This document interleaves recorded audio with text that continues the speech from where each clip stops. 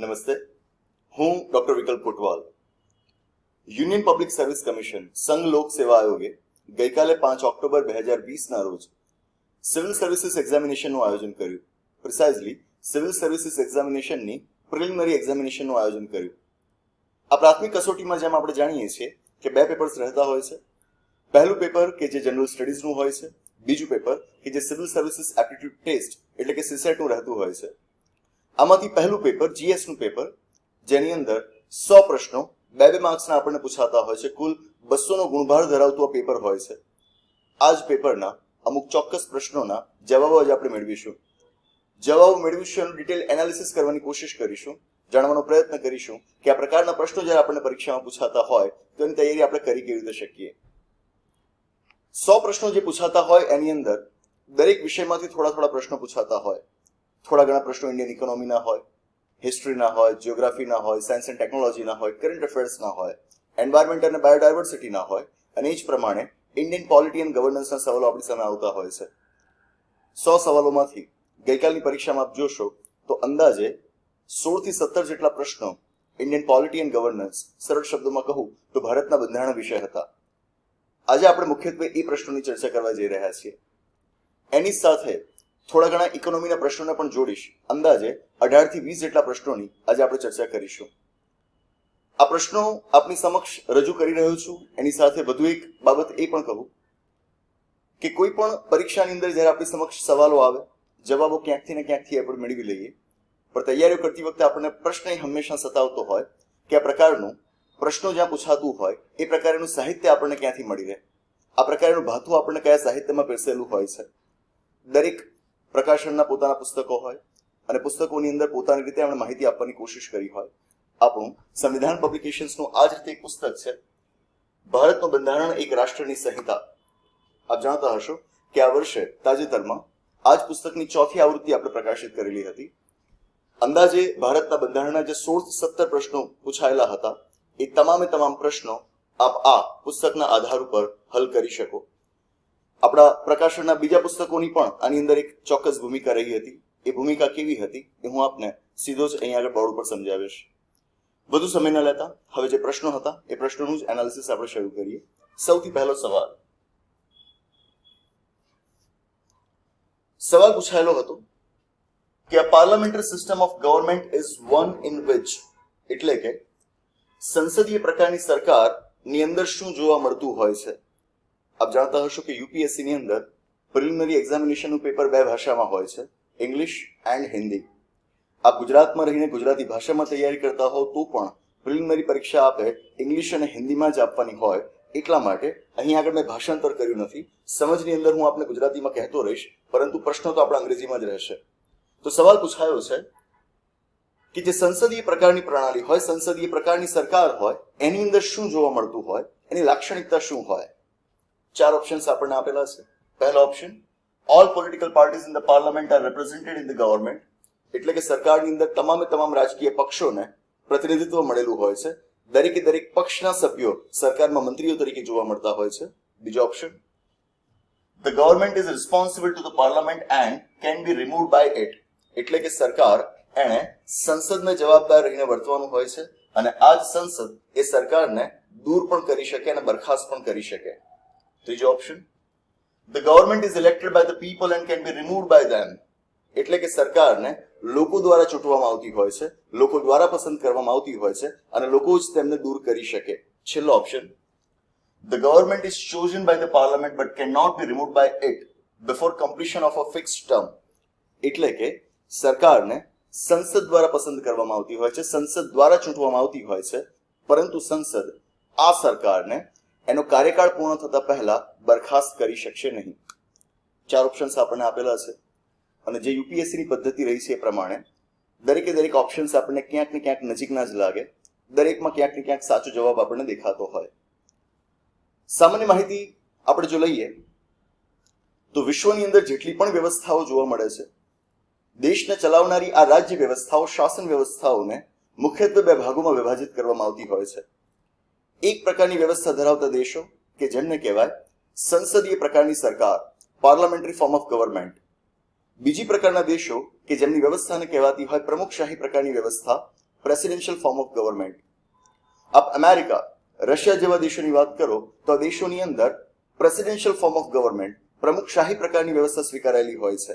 જ્યારે ભારત, બ્રિટન આ એવા દેશો છે કે જ્યાં આગળ આપણને સંસદીય પ્રકારની શાસન પ્રણાલી જોવા મળતી હોય છે. સંસદીય પ્રકારની શાસન પ્રણાલીના શબ્દમાં જ સમાયેલો છે શબ્દ સંસદ. અને એટલા જ માટે એક એવી વ્યવસ્થા હોય જ્યાં દેશને ચલાવવાના સૌથી મહત્વપૂર્ણ નિર્ણય દેશની સંસદ દ્વારા લેવામાં આવતા હોય. એટલે જ તો આવા દેશોની અંદર સરકાર હોય, દેશના વડાપ્રધાન હોય, એમની મંત્રી પરિષદ હોય, પણ એ વડાપ્રધાન અને એમની મંત્રી પરિષદ શું કરશે એના ઉપર અંકુશ રહેતો હોય દેશની સંસદનો. સંસદ જ એક રીતે કહો કે સર્વે સર્વા હોય આવા દેશોની અંદર એવી વ્યવસ્થાને કહેવાય સંસદીય પ્રકારની વ્યવસ્થા. જે બાબત પ્રમુખશાહી પ્રકારની વ્યવસ્થામાં નથી જોવા મળતી અને સંસદીય પ્રકારની વ્યવસ્થામાં જોવા મળે છે, યાદ છે કે સંસદીય પ્રકારની વ્યવસ્થામાં સરકારે સંસદને જવાબદાર રહીને વર્તવાનું હોય. એ સંસદ વતી દેશને ચલાવી રહી છે. એટલે જ જો સરકાર બંધારણની જોગવાઈઓ પ્રમાણે સંસદની ઈચ્છા મુતાબિક નથી વર્તી રહી તો ત્યાં સંસદને સત્તા અપાયેલી હોય કે તે સરકારને બરખાસ્ત કરી શકે. સરકારે સંસદને જવાબદાર રહીને વર્તવાનું હોય. એટલે જ અહીં આગળ આપણને જવાબદારીનું તત્વ જોવા મળે છે. You find that the element of responsibility, the element of accountability which is not found in presidential form of government, કે જે બાબત તમને ક્યારે પ્રેસિડેન્શિયલ ફોર્મ ઓફ ગવર્મેન્ટમાં નહીં જોવા મળે. અને એના જ આધાર ઉપર આપ કહી શકો કે અહીં આગળ આપણા માટે સાચો જવાબ રહેશે બી. બી સેકન્ડ ઓપ્શન, કે જે કહે છે the government is responsible to the parliament and can be remove by it. એને જવાબદાર રહેશે અને એ જ એને હોદ્દા ઉપરથી દૂર કરી શકશે. પહેલો પ્રશ્ન સૂચવે છે આપણને કે આપણે માત્ર ને માત્ર ભારતના બંધારણના અનુચ્છેદોનો જ અભ્યાસ કરવા સુધી સીમિત ન રહીએ. એ કરવાથી આગળ વિશ્વ આખાની અંદર વ્યવસ્થાના જે અલગ અલગ પ્રકાર જોવા મળતા હોય છે એ પ્રકારોને પણ સમજવાનો પ્રયત્ન કરીએ. આગળ બીજો સવાલ આપણને પૂછાયો છે, which part of the Constitution of India declares the ideal of the welfare state? બંધારણનો કયો ભાગ એ વેલફેર સ્ટેટ એટલે કે કલ્યાણકારી રાજ્યનો ખ્યાલ દર્શાવે છે? રાજ્ય, સ્ટેટ કહો કે દેશને ચલાવનારી એક વ્યવસ્થા, ધેટ ઇઝ સ્ટેટ, રાજ્ય. રાજ્યના પણ અલગ અલગ પ્રકાર પાડવામાં આવતા હોય છે. એની પર તમે અલગ અલગ લાક્ષણિકતાઓની ચર્ચાઓ કરી શકો. જેમ કે તમે સાંભળ્યું હશે ક્યારેક લાઇસેન્સ ફેર સ્ટેટ વિશે, તમે સાંભળ્યું હશે ક્યારેક પોલીસ સ્ટેટ વિશે. એ જ રીતે સ્ટેટનો એક પ્રકાર છે કે જેને કહેવાય વેલફેર સ્ટેટ, કલ્યાણકારી રાજ્ય. એક એવું સ્ટેટ, સ્ટેટની એવી સરકાર કે જે માત્ર ને માત્ર પોતાના નાગરિકોને સુરક્ષા આપવી એને જ પોતાની જવાબદારી નથી સમજતી. નાગરિકોને સુરક્ષા આપવા ઉપરાંત એ સ્વીકારે છે કે નાગરિકોનું ઓવરઓલ ડેવલપમેન્ટ કરવું, એમનો સર્વાંગી વિકાસ કરવો એ પણ સરકારની જ ખુદની જવાબદારી છે. આવા રાજ્ય, આવી સરકારને આપણે કહેતા હોઈએ વેલફેર સ્ટેટ, કલ્યાણકારી રાજ્ય. સવાલ આપણને પૂછાયો છે કે કલ્યાણકારી રાજ્યની વિભાવના ભારતના બંધારણના કયા ભાગમાં જોવા મળે છે? 4 ભાગો આપણને આપેલા છે.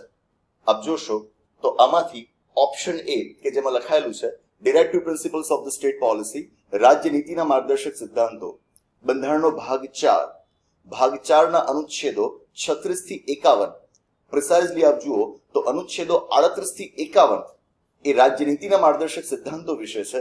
આ સિદ્ધાંતોને વાંચશો તો એની અંદર આપને આપોઆપ સમજાશે કે કઈ રીતે સરકારે દેશને ચલાવવો, પોતાના કાયદાઓ ઘડતી વખતે કઈ કઈ બાબતોનું ધ્યાન લેવું, નાગરિકોનો ઉત્કર્ષ કેવી રીતે કરવો એ અંગેના સૂચનો અહીં આગળ 38 થી 51 અનુચ્છેદોમાં આપેલા છે. એના આધારે કહી શકાય કે અહીં આગળ ઓપ્શન એ ઇઝ કરેક્ટ. કલ્યાણકારી રાજ્યનો ખ્યાલ ભાગ 4, કે જેનું ટૂંકું નામ છે ડીપીએસપી, આની અંદર રહેલો છે. આગળ વધીએ. ત્રીજો સવાલ. ત્રીજા સવાલમાં આપણી સામે 2 સ્ટેટમેન્ટ્સ આપેલા છે. નક્કી કરવાનું છે કે આ સ્ટેટમેન્ટ્સમાંથી કયું સાચું કયું ખોટું, શું બંને સાચા કે બંને ખોટા. જોઈએ. પહેલું સ્ટેટમેન્ટ લખ્યું છે, the constitution of India defines basic structure in terms of federalism, secularism, fundamental rights and democracy. એટલે કે ભારતનું બંધારણ એ બંધારણના મૂળભૂત માળખાને વ્યાખ્યાયિત કરે છે. શેના સંદર્ભમાં વ્યાખ્યાયિત કરે છે? સંઘવાદના સંદર્ભમાં, ધર્મનિરપેક્ષતાના સંદર્ભમાં, મૂળભૂત અધિકારો અને લોકશાહીના સંદર્ભમાં. બીજું, the constitution of India provides for judicial review to safeguard the citizens' liberties and to preserve the ideals on which the constitution is based. એટલે કે ભારતના બંધારણની અંદર આપણને ક્યાંક ન્યાયિક સમીક્ષાનો ખ્યાલ જોવા મળે છે, જે ન્યાયિક સમીક્ષાનો ખ્યાલ એ નાગરિકોની સ્વતંત્રતા તેમજ ભારતના બંધારણના જે આદર્શો છે એને સાચવવા માટે, એને જાળવી રાખવા માટે જરૂરી છે. આવો ન્યાયિક સમીક્ષાનો ખ્યાલ ભારતના બંધારણમાં અપાયેલો છે. બે સ્ટેટમેન્ટ છે. કમ્પેરેટિવલી એવરેજ કરતા થોડોક ઉપર કહી શકાય એવો સવાલ છે. સમજીએ આમાં સાચું વાક્ય કયું હોઈ શકે. 1973ના વર્ષમાં આપણી સુપ્રીમ કોર્ટમાં એક કેસ થયો, કેશવાનંદ ભારતી કેસ. આ કેસના ચુકાદામાં બહુ ચર્ચિત એવો ચુકાદો હતો, ખૂબ જાણીતો એવો કેસ છે, ખૂબ વિવાદાસ્પદ એવું જજમેન્ટ હતું. આ કેસના ચુકાદામાં સુપ્રીમ કોર્ટે મૂળભૂત માળખાના ખ્યાલને જન્મ આપ્યો, બેસિક સ્ટ્રક્ચર ઓફ ધી કોન્સ્ટિટ્યુશનના ખ્યાલને એમણે જન્મ આપ્યો. આમ તો થોડોક ઇતિહાસ તકાશો તો આપણે મળી આવશે કે કેશવાનંદ ભારતી કેસની પણ પહેલા એક આપણી સુપ્રીમ કોર્ટના જજ થઈ ગયા જસ્ટિસ મુધોલકર. એમણે basic structure of the constitution of India જેવું કંઈક છે એવી વિભાવના ઊભી કરવાની કોશિશ કરી હતી, પરંતુ મેચ્યોર વેમાં, પરિપક્વ રીતે આપ જોશો તો મૂળભૂત માળખાનો ખ્યાલ ઊભો થયો છે 1973ના કેશવાનંદ ભારતી કેસના જજમેન્ટથી. Now this concept of basic structure is a judicial innovation. એટલે કે ન્યાયતંત્ર દ્વારા ઊભો કરાયેલો ખ્યાલ છે. એની હયાતી હતી, પરંતુ એને પ્રકાશમાં લાવવાનું કામ કર્યું છે ન્યાયતંત્રએ. એ આપણા બંધારણમાં ખ્યાલ હતો, પરંતુ સુષુપ્ત અવસ્થામાં હતો. કહો કે એ એક્સપ્લિસિટલી મેન્શન નહોતો, સ્પષ્ટ સીધો જ ક્યાંય લખાયેલો નહોતો, એ ઇમ્પ્લિસિટ હતો. અને એને પ્રકાશમાં લાવવાનું કામ કર્યું આપણી જ્યુડિશિયરીએ, આપણે સુપ્રીમ કોર્ટે. અર્થ એ થાય કે ભારતના બંધારણમાં હજુ સુધી મૂળભૂત માળખું એવા ક્યાંય શબ્દો લખાયેલા નથી. એમાં શું આવે શું ના આવે એવી કોઈ વ્યાખ્યા આપણા બંધારણમાં સીધી કરાયેલી નથી. તો સુપ્રીમ કોર્ટનું ઇનોવેશન છે. એટલા જ માટે અહીં આગળ પહેલું વાક્ય એ ખોટું કહેવાશે. અહીં આગળ સ્પષ્ટ શબ્દો વપરાયા છે કે the constitution of India defines its basic structure. એટલે કે ભારતનું બંધારણ મૂળભૂત માળખાને વ્યાખ્યાયિત કરે છે, પરંતુ આવી કોઈ વ્યાખ્યા આખા બંધારણમાં તમને જોવા મળશે જ નહીં. તો પહેલું વાક્ય અહીં આગળ ખોટું થઈ જાય. બીજું વાક્ય, the constitution of India provides for judicial review. ન્યાયિક સમીક્ષાની વાત એમણે કરી છે. ન્યાયિક સમીક્ષા, જ્યુડિશિયલ રિવ્યુ એટલે જ્યારે પણ ધારાકીય અંગ, ધારાસભાઓ તેમજ કારોબારી દ્વારા કાયદાઓ ઘડવામાં આવતા હોય, એ કાયદાઓ બંધારણ મુતાબિક છે કે નહીં, બંધારણની જોગવાઈઓનું ઉલ્લંઘન તો નથી કરી રહ્યા, એની સમીક્ષા ન્યાયતંત્ર દ્વારા કરવામાં આવતી હોય તો એને ન્યાયિક સમીક્ષા કહેવાય, જ્યુડિશિયલ રિવ્યુ કહેવાય. હવે આપ જોશો તો ભારતના બંધારણમાં ન્યાયિક સમીક્ષા, જ્યુડિશિયલ રિવ્યુ એવા શબ્દો પણ ક્યાંય લખાયેલા નથી. જે બેસિક સ્ટ્રક્ચર એવા શબ્દો લખાયેલા નથી. બિલકુલ એ જ રીતે આપણે જ્યુડિશિયલ રિવ્યુ એવા શબ્દો પણ વાંચવા નહીં મળે આપણા બંધારણની અંદર. ભલે બંધારણની અંદર એ શબ્દો સીધા ના લખાયેલા હોય, પરંતુ બંધારણના અનુચ્છેદ 13, અનુચ્છેદ 32 ઉપરાંત અનુચ્છેદ 226, 13, 32 and 226 આ અનુચ્છેદોને આપ વાંચશો તો એ જ અનુચ્છેદો દ્વારા આપોઆપ જ્યુડિશિયલ રિવ્યુનો કોન્સેપ્ટ તૈયાર થતો જણાશે, ન્યાયિક સમીક્ષાનો ખ્યાલ ઊભો થતો જણાશે. ધ્યાનથી અહીં આગળ શબ્દો એવા જરાય નથી વપરાયા કે ભારતના બંધારણની અંદર ન્યાયિક સમીક્ષા એવું લખાયેલું છે અથવા તો ન્યાયિક સમીક્ષાની વ્યાખ્યા કરવામાં આવી છે. અહીં આગળ લખવામાં આવ્યું છે કે ભારતનું બંધારણ ન્યાયિક સમીક્ષા માટે પ્રોવિઝન કરે છે. It provides for judicial review, એટલે કે એ માટેની વ્યવસ્થા કરે છે. ભલે શબ્દો લખાયેલા ન હોય, પણ અનુચ્છેદ 13, 32 અને 226માં એ માટેની વ્યવસ્થા તો કરાયેલી છે. અને એને જ જોઈને આપણે કહી શકીએ first statement is wrong, second statement is correct, it's right. અને આ જ મુતાબિક જોઈએ તો આપણો સાચો જવાબ થશે બી, ટુ ઓનલી. આપ સમજી શકશો કે અહીં આગળ શબ્દોની જ મારામારી છે. એક જગ્યાએ ડિફાઇન્સ લખ્યું છે, બીજી જગ્યાએ પ્રોવાઇડ્સ લખ્યું છે. એના જ આધારે સ્ટેટમેન્ટને આપણે whether it is correct or incorrect એ જજ કરી શકીએ છીએ. એટલે જ શબ્દો ઉપર પૂરતો ભાર મૂકવો. આગળ ત્યારબાદ વધુ એક પ્રશ્ન, the preamble to the constitution of India is. ભારતના બંધારણના આમુખ વિશે સવાલ છે. Statement A, a part of the constitution but has no legal effect. એટલે કે કહે છે આમુખ એ બંધારણનો ભાગ છે પરંતુ એને કોઈ કાનૂની અસર નથી અપાયેલી, એને કોઈ લીગલ ઇફેક્ટ નથી અપાયેલી. બીજું statement, not a part of the constitution, બંધારણનો ભાગ નથી and has no legal effect either, અને એને કોઈ કાનૂની અસર પણ નથી. ત્રીજું સ્ટેટમેન્ટ, અહીં આગળ સી આવશે, a part of the constitution કે એ બંધારણનો ભાગ છે and has the same legal effect as any other part, એ બંધારણનો ભાગ પણ છે અને બંધારણના બાકીના ભાગોની જેમ એની કાનૂની અસર પણ છે. Last, a part of the constitution but has no legal effect independently of other part, એટલે કે બંધારણનો ભાગ તો છે પરંતુ બંધારણના બીજા કોઈ ભાગ વગર સ્વતંત્ર રીતે એની પોતાની કોઈ કાનૂની અસર નથી. હવે આમુખનો જ્યારે આપ અભ્યાસ કરો, એના શબ્દો, એના સિદ્ધાંતો, એના આદર્શો જાણ્યા બાદ એની સંદર્ભે જે ડિસ્પ્યુટ્સ ઊભા થયા, જે વિવાદો થયા, એ વિવાદોને પણ આપણે જાણવાના હોય.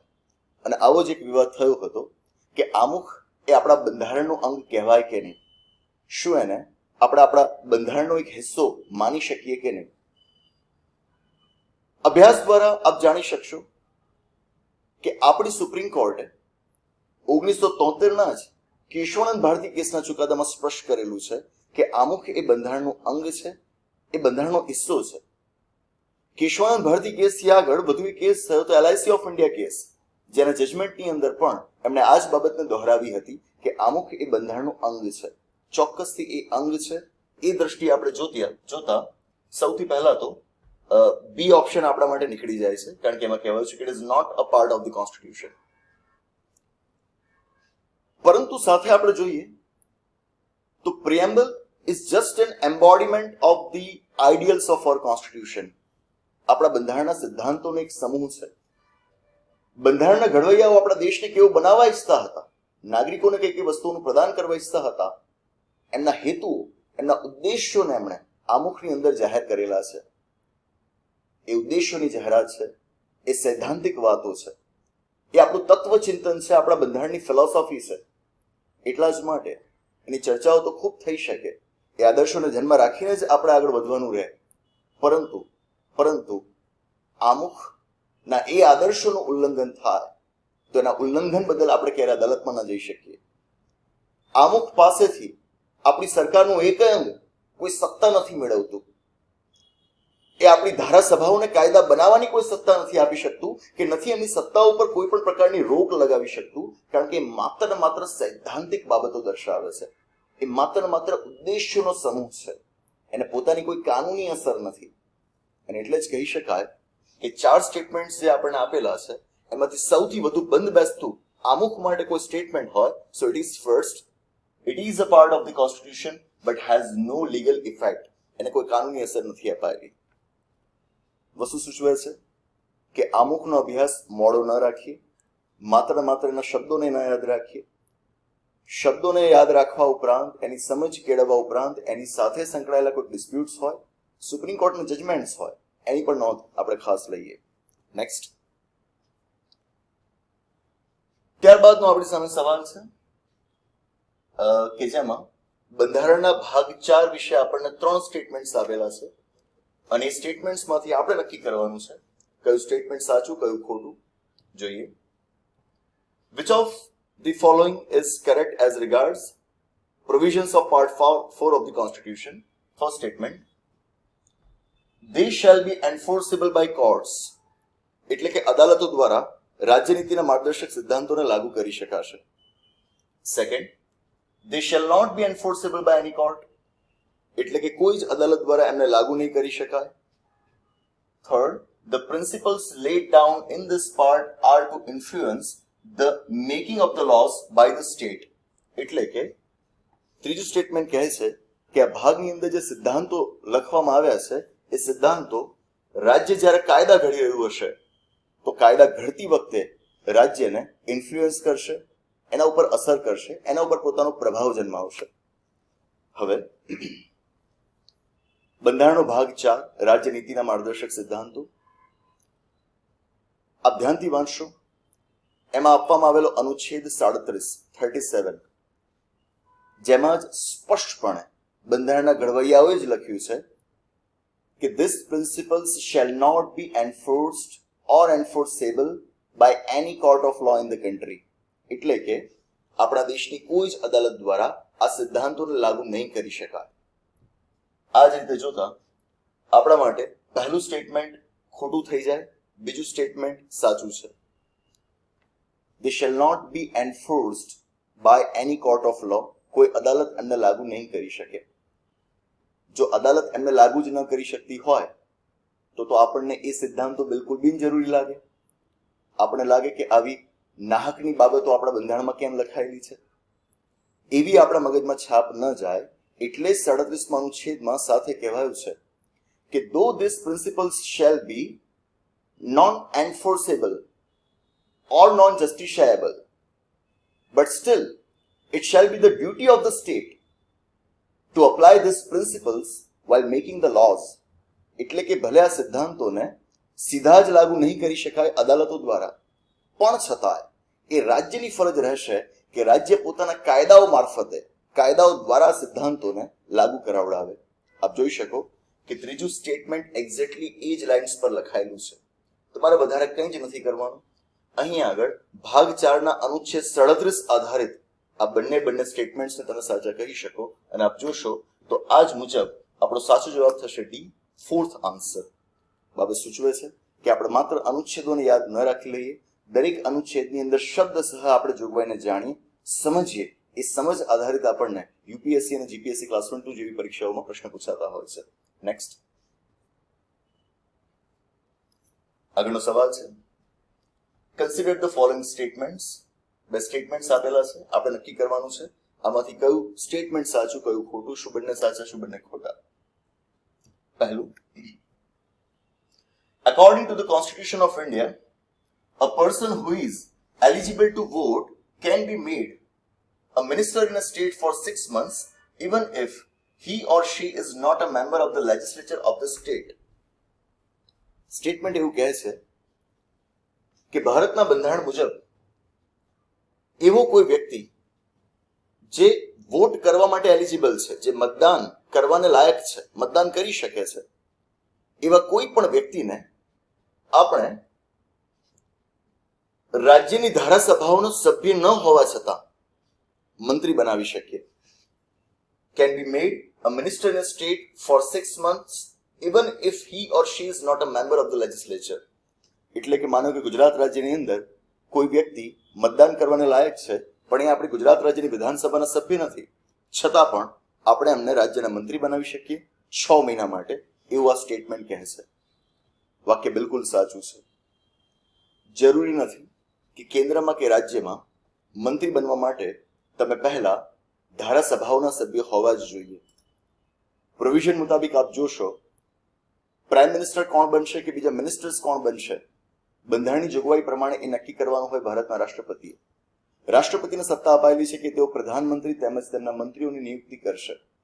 એ જ રીતે રાજ્યના રાજ્યપાલોને સત્તા આપવામાં આવી છે કે તેઓ રાજ્યના મુખ્યમંત્રી તેમજ રાજ્યના અન્ય મંત્રીઓની નિમણૂક કરશે. આની અંદર લાયકાત તરીકે એવું ક્યાંય કહેવાયું નથી, ક્યાંય માંગવામાં નથી આવ્યું કે તમે કોઈ એક ગૃહના સભ્ય હોવા જ જોઈએ. પરંતુ એવા વ્યક્તિ કે જે ધારાસભાના સભ્ય નથી છતાં પણ રાજ્યપાલ દ્વારા એમને રાજ્યના મંત્રી બનાવવામાં આવે તો સાથે સ્પષ્ટતા કરવામાં આવેલી છે કે આવા વ્યક્તિએ 6 મહિનાની અંદર બેમાંથી કોઈ એક ગૃહના સભ્ય બનવું પડે. ગુજરાત રાજ્યમાં જો કે વિધાનસભા એકલી જ છે, વિધાન પરિષદ આપણે ત્યાં નથી. તો આપણા ગુજરાતની જો આપણે વાત કરીએ તો વિધાનસભાના સભ્ય ન હોય એવા કોઈ વ્યક્તિને જો આપણા રાજ્યપાલે રાજ્યના મંત્રી બનાવ્યા તો 6 મહિનાની અંદર એમણે ગુજરાત રાજ્યની વિધાનસભાના સભ્ય બનવું પડશે. આ જોગવાઈઓ સ્પષ્ટ કરાયેલી જ છે, એટલા માટે આપણે કહીશું કે ફર્સ્ટ સ્ટેટમેન્ટ ઇઝ કરેક્ટ. પહેલું વાક્ય એ સાચું છે. હવે જોઈએ બીજું વાક્ય. According to the representation of people act 1951, આપણો એક કાયદો છે સંસદનો, લોક પ્રતિનિધિત્વ ધારો 1951, a person convicted of a criminal offense and sentenced to imprisonment for 5 years is permanently disqualified from contesting an election even after his release from prison. આ કહે છે એવું સ્ટેટમેન્ટ કે આપણા કાયદા રિપ્રેઝન્ટેશન ઓફ પીપલ એક્ટ 1951 ની જોગવાઈ પ્રમાણે એવો વ્યક્તિ કે જે ક્રિમિનલ ઓફેન્સ એટલે કે ફોજદારી ગુનામાં દોષી ઠર્યો છે અને એને 5 વર્ષની સજા કરવામાં આવી છે, 5 વર્ષની જેલ કરવામાં આવી છે, એવી વ્યક્તિ ક્યારે ચૂંટણી ન લડી શકે, can never contest election.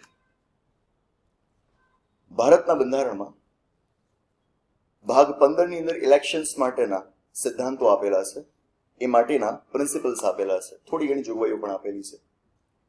By and large આપ જોશો તો બંધારણના ભાગ 15માં ચૂંટણી વિશેના બેસિક પ્રિન્સિપલ્સ આપેલા છે. ચૂંટણી માટેની વિગતવાર જોગવાઈઓ આપણને નહીં જોવા મળે. એટલા જ માટે ભાગ 15 થી આગળ ચૂંટણીઓ કેવી રીતે કરવી, ચૂંટણીમાં ઉમેદવારી નોંધાવનારા વ્યક્તિઓની લાયકાતો ગેરલાયકાતો કેવી રીતે હોઈ શકે, આ બધું નક્કી કરવા માટે આપણી સંસદે 2 કાયદા ઘડ્યા. એક રિપ્રેઝન્ટેશન ઓફ પીપલ એક્ટ 1950 અને બીજો રિપ્રેઝન્ટેશન ઓફ પીપલ એક્ટ 1951. 1950 નો જે કાયદો છે બંનેના નામ એક જ છે. 1950 નો જે કાયદો છે એમાં આપણે મુખ્યત્વે ચૂંટણીની પ્રક્રિયા વિશેની જોગવાઈઓ જોવા મળશે, જ્યારે 1951 ના કાયદાની અંદર ઉમેદવારોની લાયકાતો ગેરલાયકાતો અંગેની જોગવાઈઓ વિશે જોવા મળશે. હવે આપ જોશો તો આ કાયદામાં જે જોગવાઈ કરેલી છે એ પ્રમાણે એવો વ્યક્તિ કે જેને દોષી ઠેરવવામાં આવ્યો હોય અને તેને ઓછામાં ઓછી 2 વર્ષની સજા કરવામાં આવી હોય, ઓછામાં ઓછી 2 વર્ષની સજા કરવામાં આવી હોય, તે ચૂંટણી લડવામાંથી ગેરલાયક ઠરશે. એટલે કે અહીં આગળ પહેલા તો જે 5 વર્ષની વાત કરાઈ છે એ જ ખોટી છે, વાસ્તવમાં જોગવાઈ છે 2 વર્ષની. ઉપરાંતને કાયદામાં જોગવાઈ છે કે આવી વ્યક્તિ જેલમાંથી છૂટ્યા બાદ એ છૂટે એ દિવસથી લઈને 6 વર્ષ સુધી ફોર 6 years ચૂંટણી લડવા માટે ગેરલાયક ગણાશે. એટલે કે 6 વર્ષ પછીથી તે ચૂંટણી લડી શકશે. જ્યારે અહીંયા આગળ શબ્દો વપરાયેલા છે પરમેનન્ટલી, એટલે કે ક્યારેય ચૂંટણી નહીં લડી શકે. આપ સમજી શકો છો કે બંને દ્રષ્ટિકોણથી આપણે જોઈએ તો બીજું સ્ટેટમેન્ટ ખોટું ઠરે. એટલે કે અહીંયા આગળ એકમાત્ર પહેલું સ્ટેટમેન્ટ સાચું છે. આપણો જવાબ બનશે એ, one only. હવે શું સૂચવે છે કે we are studying Indian polity and governance. UPSC ને આપણી જીપીએસસી ની એક્ઝામિનેશનમાં the subject is not constitution of India, ભારતનું બંધારણ વિષય નથી. Actually the subject is Indian polity and governance, ભારતીય રાજ વ્યવસ્થા અને તેનો વહીવટ અથવા તો તેનું શાસન. તો અહીં આગળ માત્ર બંધારણના અનુચ્છેદોનો જ આપણે અભ્યાસ ન કરીએ, એની સાથે સંકળાયેલા આવા જે કોઈ પણ કાયદાઓ છે એ કાયદાઓને પણ આપણે જાણીએ. યુપીએસસી ની પરીક્ષાના મેઇન એક્ઝામિનેશનના સિલેબસમાં તો સ્પષ્ટપણે આ બંને કાયદાઓ 1950 અને 1951 બંને કાયદાઓને જ ત્યાં આગળ સિલેબસમાં સમાવી લેવામાં આવ્યા છે. એટલે તેનો અભ્યાસ આપણે કરવો જ ઠરે. અને અવારનવાર આમ પણ ન્યૂઝમાં તમે જોશો તો આ ચર્ચામાં રહેતા જ હોય છે. તેનો અભ્યાસ આપણે ખાસ કરીએ.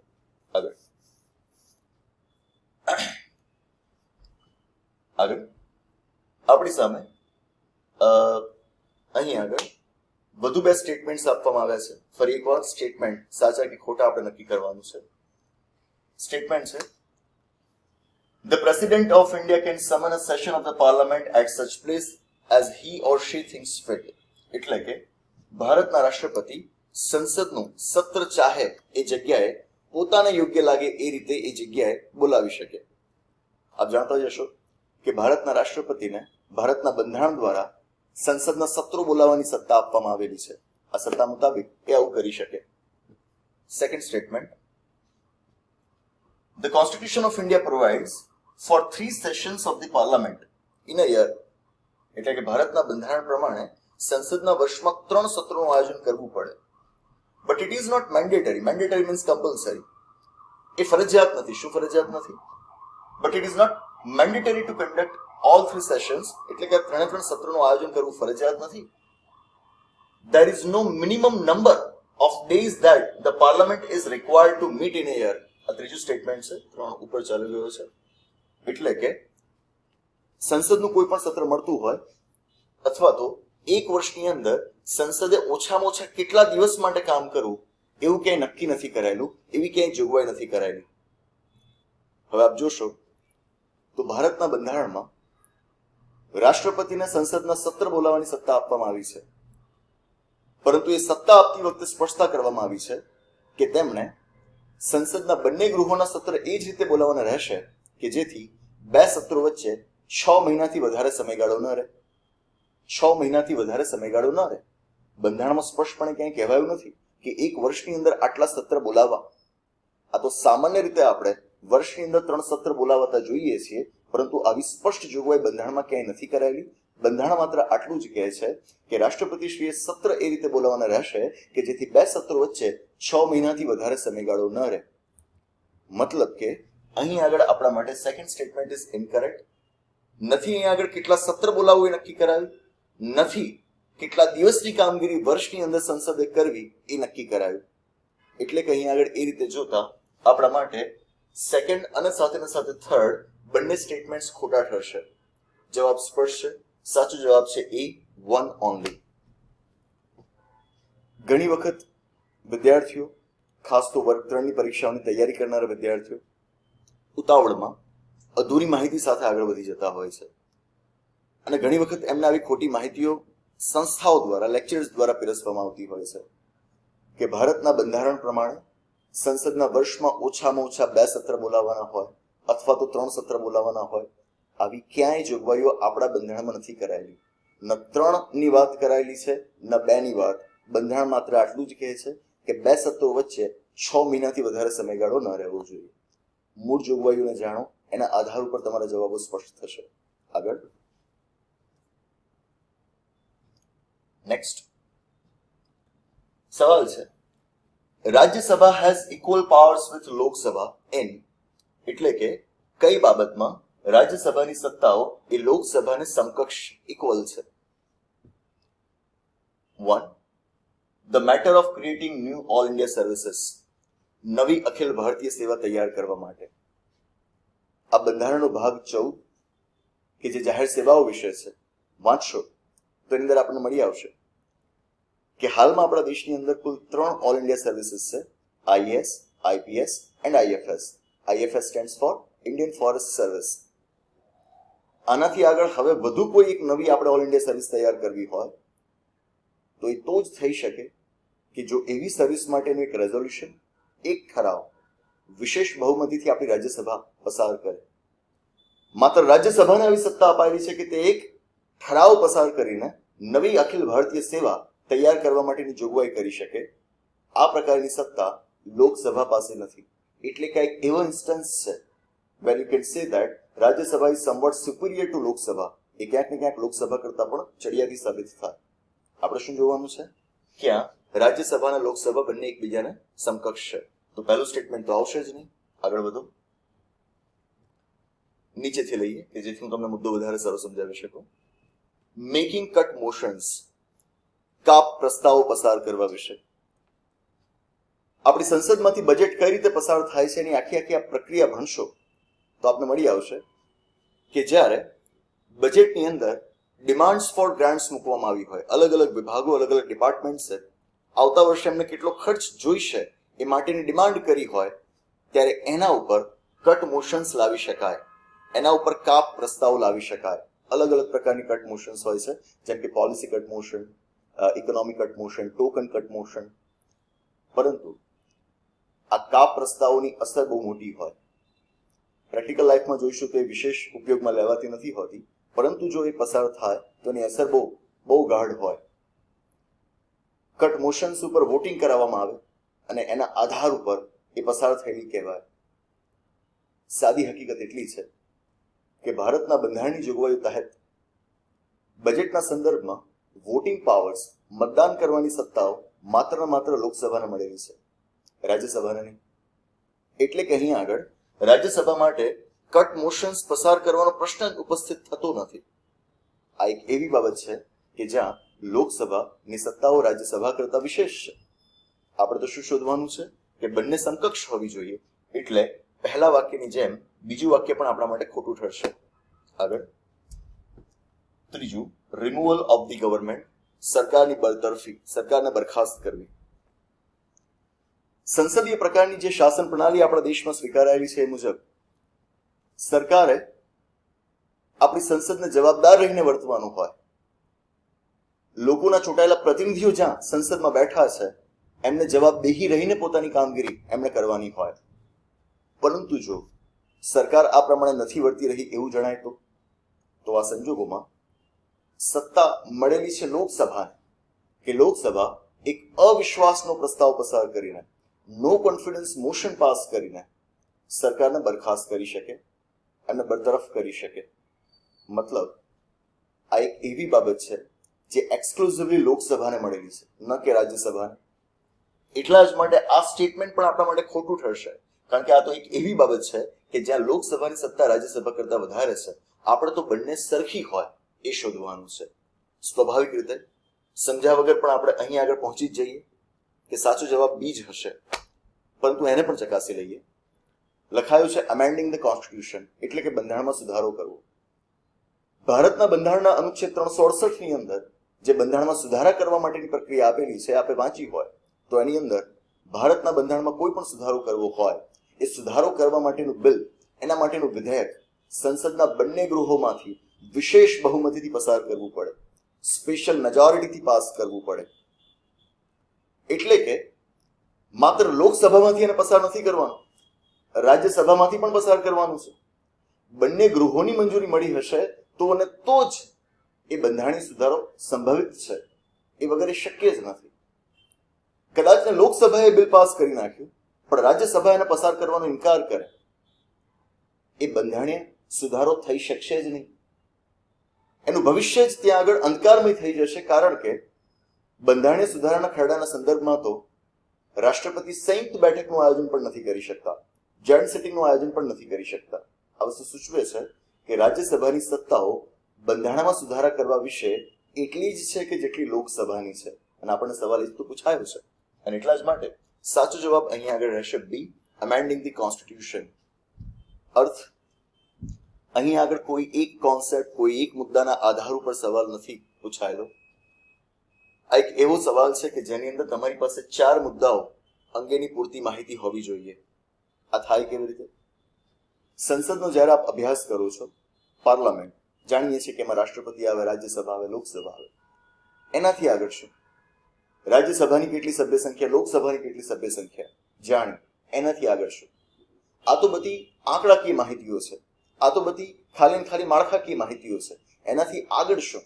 તો એનાથી આગળ અભ્યાસ એટલે આ તમારે રાજ્યસભા અને લોકસભા બંનેને સરખાવવાના, આંકડાકીય માહિતીઓથી નહીં. આ રીતે કઈ એ બાબતો છે કે જ્યાં આગળ લોકસભાની સત્તાઓ એ રાજ્યસભા કરતા વધારે છે, કેવી બાબતો છે કે જ્યાં રાજ્યસભાની સત્તાઓ એ લોકસભા કરતા વધારે છે, અને કઈ એ બાબતો કે જ્યાં રાજ્યસભા અને લોકસભા બંનેની સત્તાઓ બિલકુલ એક સમાન છે.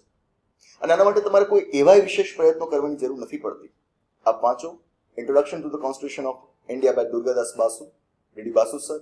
એના પુસ્તકની અંદર આપને આ પ્રકારની કમ્પેરિઝન મળી રહેશે. આપ વાંચો કોન્સ્ટિટ્યુશન લો ઉપર પુસ્તક બાય એમપી જૈન, એની અંદર આપને આ પ્રકારની વિગતો મળી જ આવશે. આ જ પ્રકારના પુસ્તકો જે બેસિક કોન્સ્ટિટ્યુશન વિશેના પુસ્તકો છે, એમાંથી જ તો વિગતો લઈને પુસ્તક તૈયાર થાય. જેમ કે M Laxmikanth is something that is derived from this books. તો એની અંદર પણ આપને આવી માહિતી મળી આવશે. હું પોતે પણ પુસ્તક લખતો હોઉં તો we are ultimately relying on this basic sources. તો એ સોર્सेसની અંદર આપણને આ પ્રકારની માહિતી આપેલી જ છે. એ જ માહિતીઓ હવે તમામ પુસ્તકોની અંદર આપણને ઉપલબ્ધ હોય જ છે. તો આપણે આ કમ્પેરેટિવ સ્ટડી પણ કરવાનો આગ્રહ રાખવો, માત્ર આંકડાકીય માહિતી એકઠી ન કરવી. આગળ next, which one of the following categories of fundamental rights incorporates protection against untouchability as a form of discrimination? એટલે કે નીચે મૂળભૂત અધિકારોનું જે વર્ગીકરણ આપેલું છે, એ વર્ગીકરણની અંદર કઈ જગ્યાએ શોષણ અટકાવવા માટે અથવા તો કહો કે ભેદભાવને અટકાવવા માટે અસ્પૃશ્યતાને નાબૂદ કરવાની વાત કરાયેલી છે. હું કહીશ કે 100 ક્વેશ્ચન્સ જે આપેલા હતા ગઈકાલે પ્રિલિમ્સમાં, this is one of the easiest questions. ભાગ્યે જ કદાચ કોઈ કેવું હોય કે જેનાનો જવાબ ના આવડે. સીધો જવાબ છે રાઇટ ટુ ઇક્વાલિટી. મૂળભૂત અધિકારો બંધારણનો ભાગ 3 અનુચ્છેદ 12 થી 35. આની અંદર સૌથી પહેલો મૂળભૂત અધિકાર આપેલો છે રાઇટ ટુ ઇક્વાલિટી, સમાનતાનો મૂળભૂત અધિકાર, અનુચ્છેદો 14 થી 18.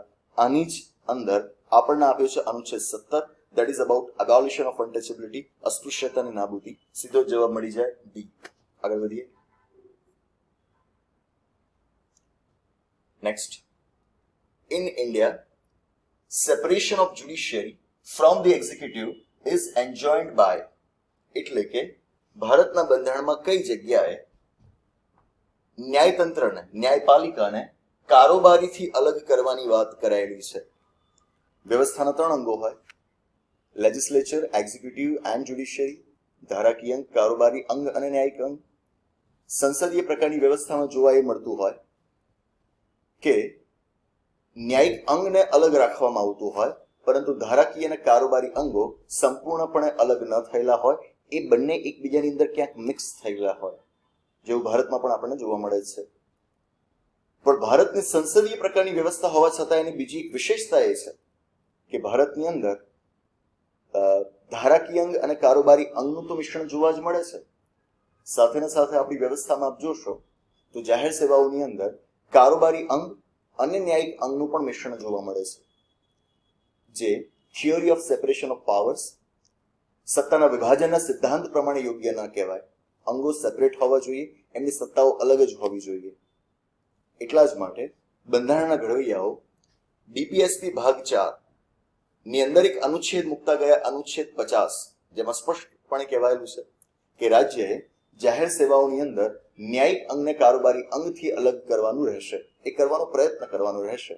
અને એ જ પ્રશ્ન આપણને પૂછાયો છે, તો એટલે જ આ બાબત આપણને જોવા મળશે એવું કહેવાય ડીપીએસપી ની અંદર. The right answer is B, directive principles of the state policy. આગળ question: A constitutional government by definition is a, પ્રશ્ન છે કે બંધારણીય સરકાર એટલે કેવી સરકાર? બંધારણીય સરકારને બીજા કયા શબ્દોમાં વ્યાખ્યાયિત કરી શકાય, પરિભાષિત કરી શકાય? Constitutional government, a government that has to work as per the boundaries set by the constitution, a government which is not completely free to work on its own. It has to take into consideration the fact that constitution is the fundamental of the country. It is supreme thing in the country. બંધારણ દેશમાં સર્વોચ્ચ છે, એની મર્યાદાઓમાં રહીને, એના બંધનોમાં રહીને, એના દ્વારા પ્રસ્થાપિત વ્યવસ્થાના માળખામાં રહીને મારે કામ કરવાનું છે. એ સરકારને કહેવાય કોન્સ્ટિટ્યુશનલ ગવર્મેન્ટ. કોન્સ્ટિટ્યુશન એને જન્મ આપ્યો છે, એને બંધારણની મર્યાદાઓમાં રહીને જ પોતાની જાતનું કામ કરવાનું છે. એટલે કે આ સરકાર હંમેશા બંધાયેલી રહેશે, એ સંપૂર્ણપણે મુક્ત નહીં હોય, એ સ્વચ્છંદી ન બની શકે, અને બનશે તો બંધારણ એના ઉપર મર્યાદાઓ લાદશે.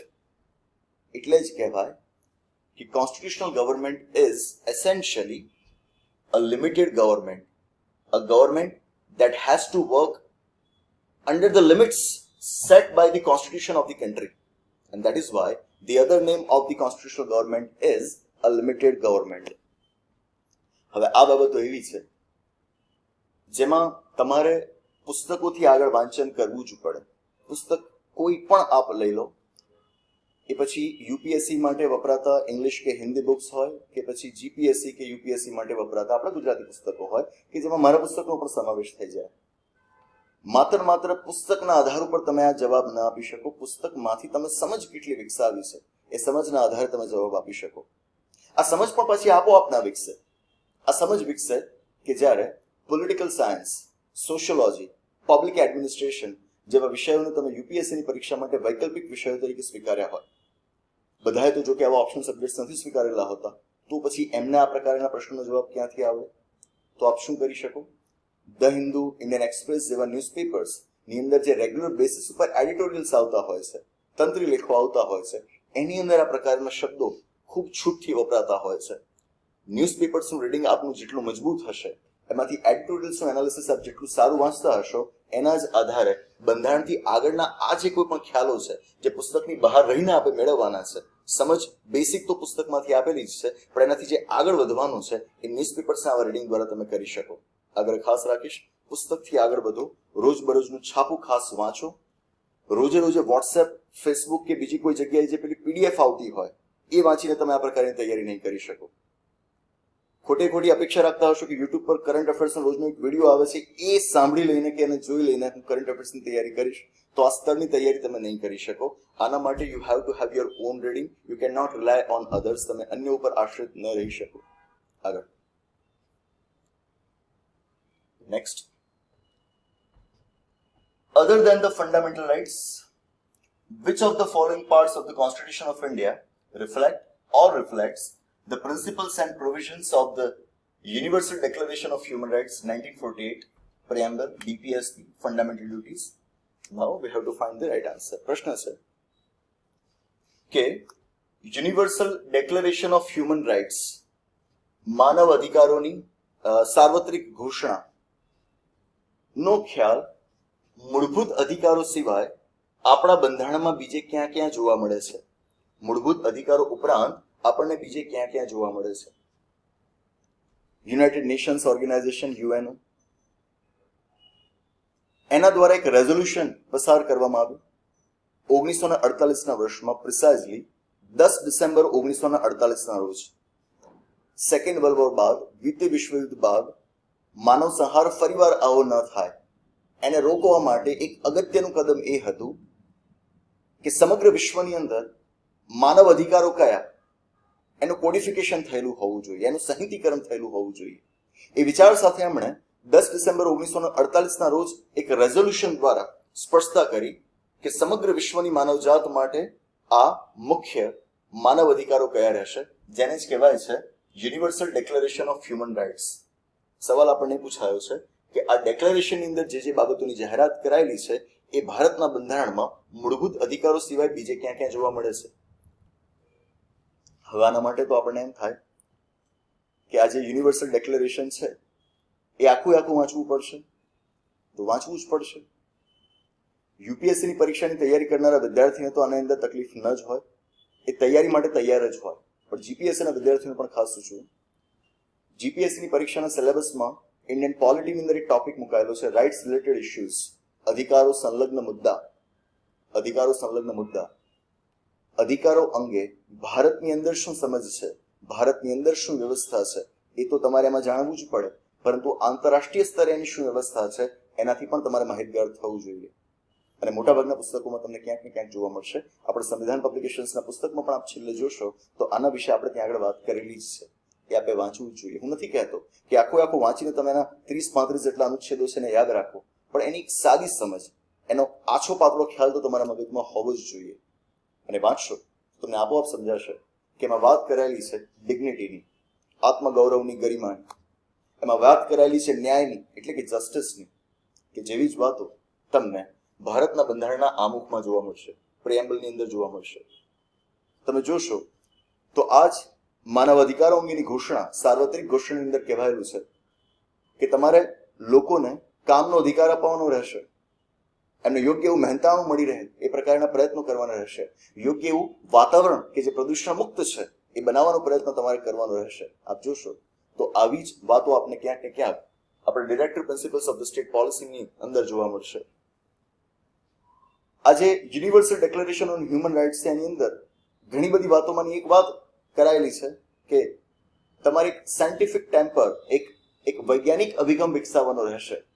આપ જોશો તો આવી જ વૈજ્ઞાનિક અભિગમ વિકસાવવાની વાત આપણા બંધારણના ભાગ 4A કે જે મૂળભૂત ફરજો વિશે છે, ફંડામેન્ટલ ડ્યુટીઝ વિશે છે, એની અંદર કરાયેલી છે.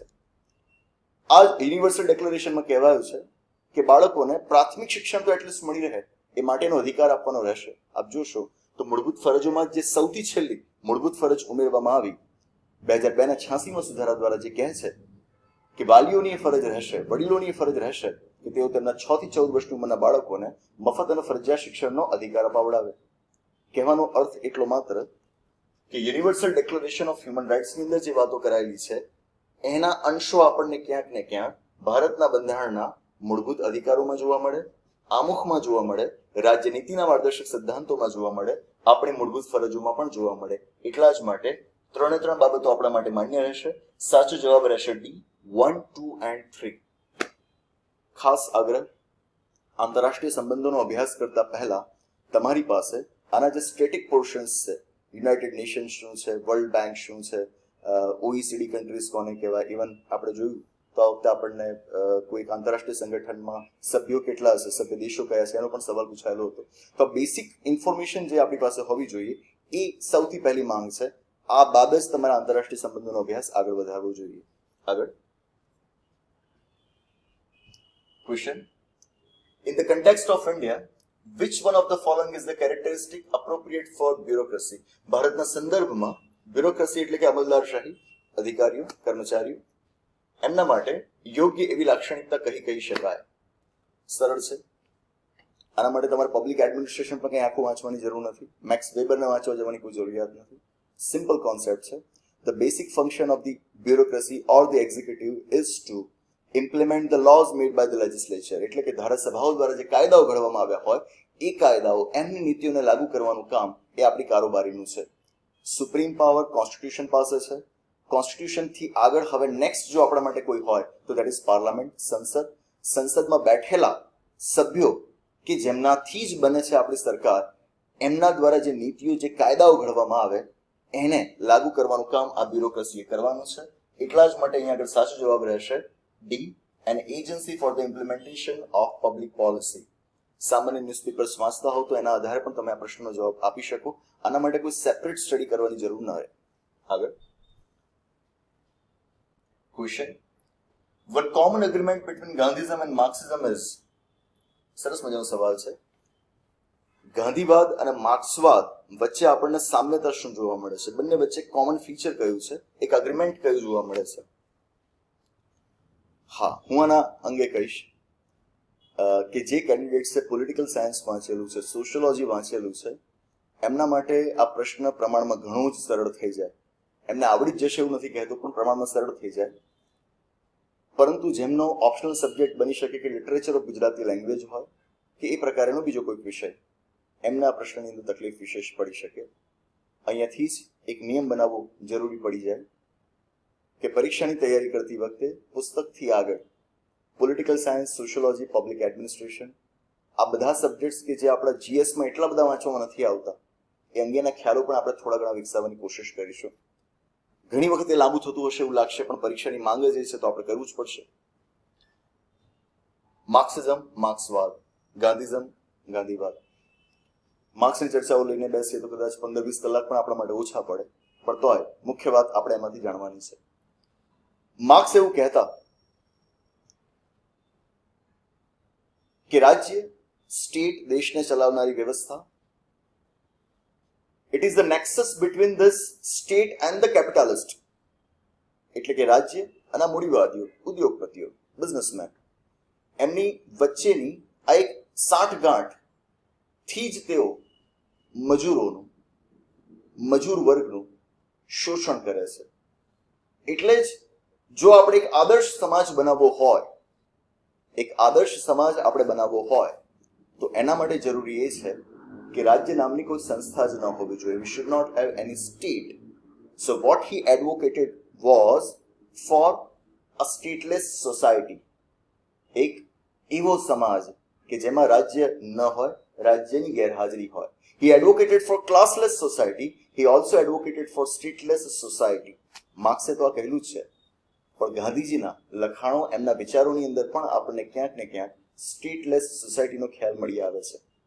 ગાંધીજીનું પણ માનવું એ હતું કે રાજ્ય, આ વ્યવસ્થાને ચલાવનારી સંસ્થા, એ પોતાના કાયદાઓ દ્વારા, પોતાના નિયમો દ્વારા આપણા ઉપર બંધનો લાદે છે, અને બંધનો લાદે એને સ્વીકારીએ જો એ આપણા હિતમાં હોત.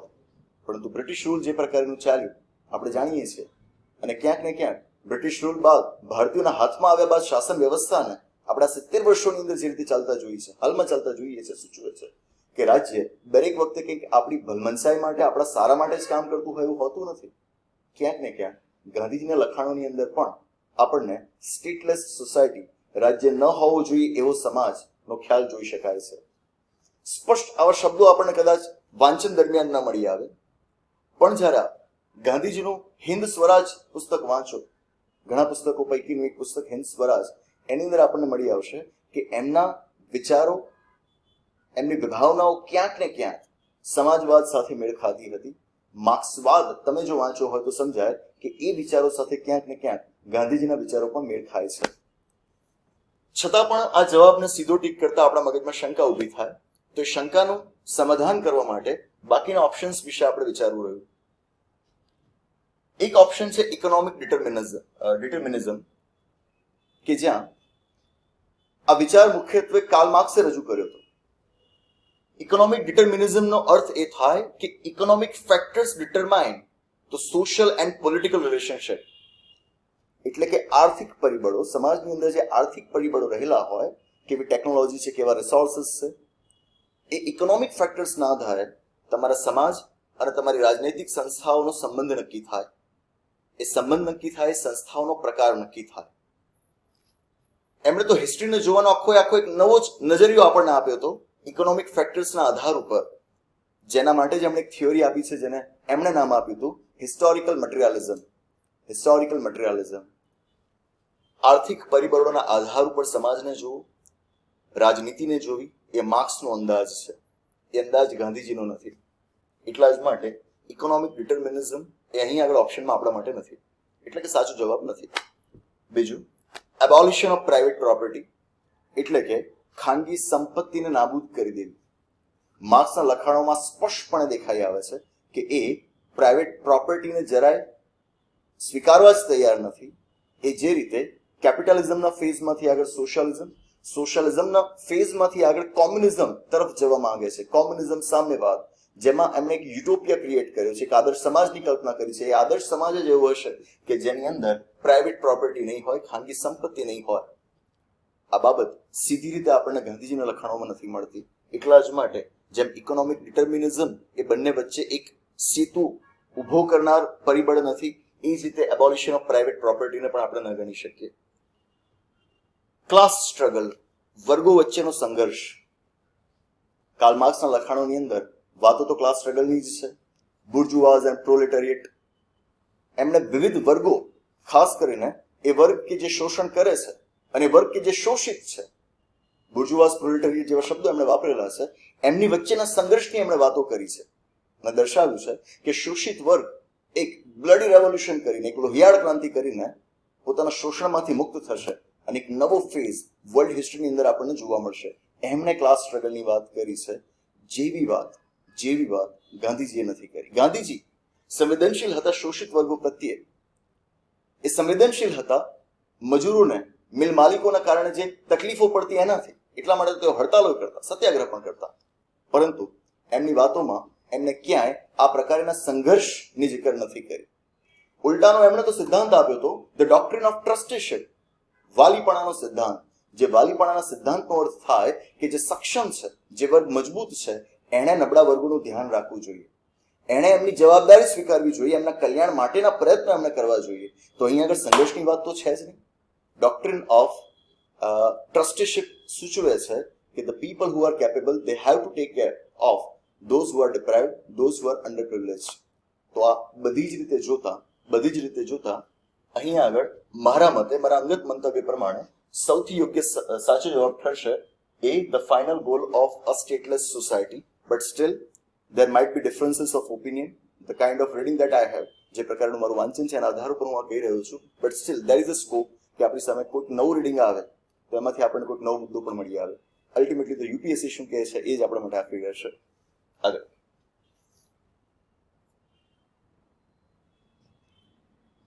એક ક્વેશ્ચન પૂછાયેલો હતો કે Wellesley established the Fort William college at Calcutta because Calcutta ખાતે લોર્ડ વેલેસ્લી, જે આપણા ગવર્નર જનરલ થઈ ગયા બ્રિટિશ ઈસ્ટ ઇન્ડિયા કંપનીના રાજ્યમાં, એમણે કલકત્તા ખાતે એક કોલેજ ઊભી કરી હતી, કોલેજની સ્થાપના કરી હતી.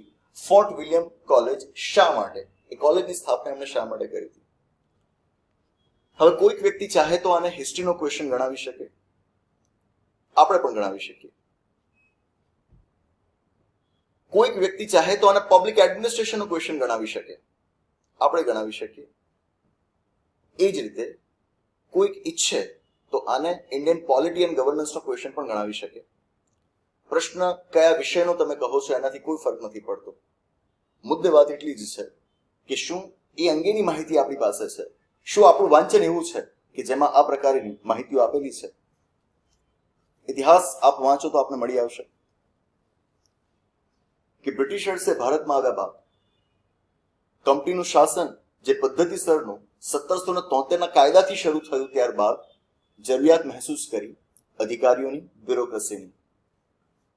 બ્યુરોક્રેટ્સ એમણે તૈયાર કર્યા, કલેક્ટર, ડીએસપી જેવા હોદ્દા તૈયાર કર્યા આખા જિલ્લાને એમણે સંભાળવાના હોય. પણ હવે આ અધિકારીઓ લાવવા ક્યાંથી? ભારતીયોને તો કલેક્ટર ન બનાવી શકાય. ઓબ્વિયસ છે, આપણા ઉપર તેમણે રાજ કરવાનું હતું, આપણને રાજ નહોતા કરવા દેવાના. તો એમણે એમના જ દેશમાંથી હવે અધિકારીઓને ઇમ્પોર્ટ કરવાનું વિચાર્યું. પણ આ અધિકારીઓ લાવવા કેવી રીતે? ત્યારે અત્યારના જેવી કોઈ પરીક્ષાઓ નહોતી કે યુપીએસસીની પરીક્ષા આપો, આપ આઈએએસ આઈપીએસમાં સિલેક્ટ થાવ ને પછી આપને આવા હોદ્દા મળે. એ વખતે પદ્ધતિ એ હતી કે બ્રિટિશ ઈસ્ટ ઇન્ડિયા કંપનીનું જે કોર્ટ ઓફ ડિરેક્ટર્સ હતું, એની માલિકી ધરાવતું જે મંડળ હતું કોર્ટ ઓફ ડિરેક્ટર્સ, એ કોર્ટ ઓફ ડિરેક્ટર્સ એ અધિકારીઓની નિમણૂક કરતું, એમની પસંદગી કરતું. There was no merit system, સીધી જ પસંદગી થતી.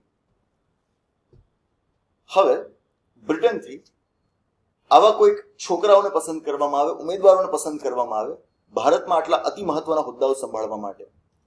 હવે ભારત આવે, હોદ્દા તો સંભાળે, કલેક્ટર તો બને, પણ એમને ભારત વિશે કંઈક ખબર તો હોવી જોઈએ. આપણા સમાજ, આપણી સંસ્કૃતિ વિશેની સમજ તો હોવી જોઈએ, જે તો હતી જ નહીં. આ જ ખામીને દૂર કરવા માટે અહીં આગળ વેલેસ્લીએ શું વિચાર્યું કે આપણે એમને પહેલા ભારત લાવીને ભારત અંગેની તાલીમ આપીએ. તાલીમ આપ્યા બાદ જ એમને સર્વિસમાં ઇન્ડક્ટ કરીએ. એટલા જ માટે એમણે ફોર્ટ વિલિયમ કોલેજની સ્થાપના કરી, જ્યાં આગળ સૌથી પહેલા ઉમેદવારોને 2 વર્ષની તાલીમ આપવામાં આવતી. આ બધું જ 19મી સદીની શરૂઆતમાં થયું છે. પહેલા 2 વર્ષની એમને તાલીમ આપવામાં આવતી, ત્યારબાદ જ એમને ફિલ્ડમાં મોકલવામાં આવતા. અને ક્યાંક ને ક્યાંક જોશો તો આપણો કોલોનિયલ હેંગઓવર હજુ એ ચાલુ છે કે જ્યાં આઈએસ આઈપીએસ જેવી સર્વિસીસમાં જોડાયા બાદ પહેલા 2 વર્ષની ટ્રેનિંગ લેવાની આવતી હોય છે. આ હજુ આપણે જાળવી રાખ્યું છે. નાવ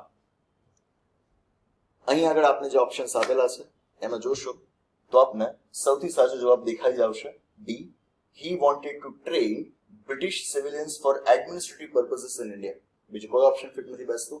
એટલા જ માટે ડી અહીં આગળ આપણા માટે સાચો જવાબ થશે. મેં જેમ કહ્યું કે આ પ્રશ્નને કોઈક ઇતિહાસમાં મૂકી શકે, કોઈક બંધારણમાં મૂકી શકે અને કોઈક જાહેર વહીવટમાં મૂકી શકે. પરંતુ મારો આજે અંદાજે 1 દાયકાનો અનુભવ થવા આવ્યો આ ક્ષેત્રની અંદર, એમાં કહીશ કે મોટાભાગે આપણા હિસ્ટ્રીના જે પરંપરાગત પુસ્તકો છે એની અંદર આ પ્રકારની માહિતીઓ આપેલી હોતી નથી. બંધારણના પુસ્તકોમાં પણ આ અંગેની માહિતી હોતી નથી.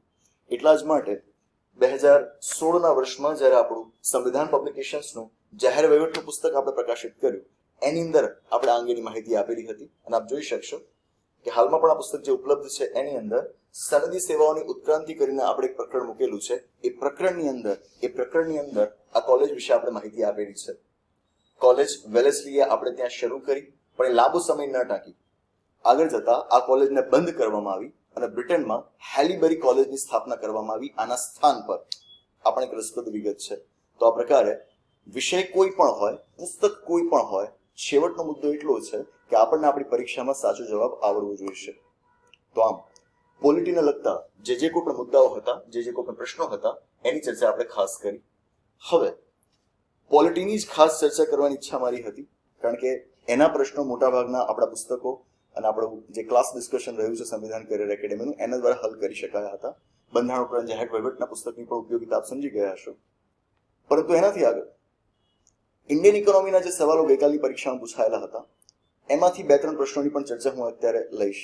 રીઝન 2018ના વર્ષમાં સંવિધાન પબ્લિકેશન્સ તરફથી વધુ એક પુસ્તક પ્રકાશિત કરવામાં આવ્યું હતું, ભારતીય અર્થવ્યવસ્થા, ઇન્ડિયન ઇકોનોમી. હાલમાં પણ ઉપલબ્ધ છે. અને આ પુસ્તકમાંથી એ વખતે 2018ના વર્ષમાં જે જીપીએસસીની પ્રિલિમ્સ લેવાય એમાં અંદાજે 17 થી 18 જેટલા સવાલો પૂછાયેલા હતા. નાનકડી એવી પુસ્તિકા છે, માંડ 150 થી 200 પાનાનું પુસ્તક છે. પરંતુ એમાંથી જીપીએસસીની ક્લાસ 1-2ની પરીક્ષામાં અંદાજે 17 થી 18 જેટલા પ્રશ્નો પૂછાયેલા હતા. પુસ્તકની ઓથેન્ટિસિટી તો ત્યાં જ પ્રૂવ થઈ જાય છે, પણ છતાં આપ જોશો તો આ વખતની આપણી જે યુપીએસસીની પરીક્ષા હતી એની અંદર પણ અંદાજે 3 થી 4 જેટલા પ્રશ્નો આપ આ પુસ્તકના આધારે હલ કરી શક્યા હોત. કેવા પ્રશ્નો જોઈએ? ઇકોનોમીના સંદર્ભમાં એક સવાલ પૂછાયેલો હતો જે ખાસ કરીને ઇન્ફ્લેશન વિશે છે, ફુગાવા વિશે છે. તમે ફુગાવાને માપવા માટેના અલગ અલગ આંક જોયા હશે, like WPI, wholesale price index, like CPI, consumer price index. એ અંગેની ડિબેટ અહીં આગળ આપણને પૂછાયેલી છે. પહેલું સ્ટેટમેન્ટ છે, the weightage of food in consumer price index is higher than WPI.